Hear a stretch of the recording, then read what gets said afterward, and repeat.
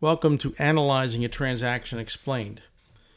In the interest of time, I've written down a transaction at the very bottom in blue. It says Deacon Morris invested $30,000 into his new business. Well, in order to analyze a transaction, we have to go through these in order, the same way, every single time. So the first thing we need to do is we need to identify the accounts, right? Identify accounts affected. Affected by what? Affected by this transaction right here.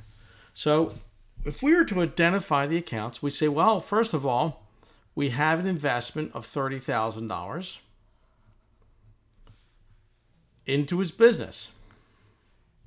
So, well, where does the money go when we get it? It goes into the cash and bank. That's the account. And the second account, right, this would be the cash and bank side. The second account that's affected is going to be the capital, because anytime an owner invests in his business, he's adding to the capital. So we have identified the accounts that are affected.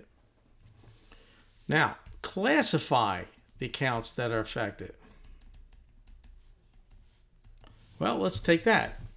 Classifying the accounts. Well, cash and bank is considered an asset, and capital is considered an owner's equity. Now, where do we get that all from? Simply, as you should be able to do in your sleep at this point, assets equal liabilities plus owner's equity. And you have payables here, and you have capital here, and you have all your different types of asset accounts.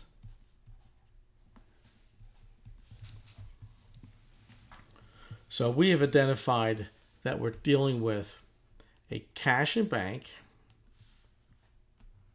and a capital account. We've also identified the classifications as assets and owner's equity. So to go further, now we have classified the accounts as assets and owner's equity. Well, the next thing we need to do is to determine the increases and decreases of those accounts affected. Well, that's pretty simple to do.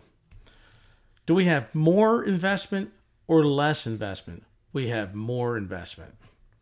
Do we have more cash in the bank or less cash in the bank? And I'm not talking about your personal account, because yes, that would be less. But we're just speaking about the fundamentals here. Business. The business account has more in it. So that's also increasing. So now we need to find the debit, find the credit. Well, cash in bank goes up, an asset goes up by virtue of a debit. Right? Remember over here? And capital accounts go up by virtue of a credit. So we found our debit, cash and bank. We found our credit, the owner's equity under capital, right? The capital under owner's equity. And then we post it to a T account.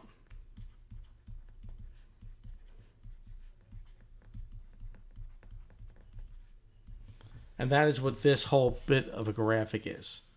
When we are analyzing a transaction, we're going to be looking at posting it to a T account.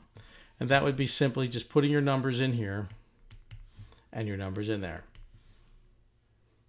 So again, analyzing a transaction, it's the same every single time. You need to know it what? You need to know it verbatim, word for word.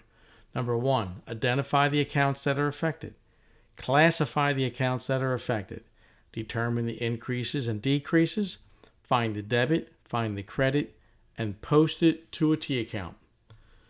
They are the 6 steps for analyzing a transaction.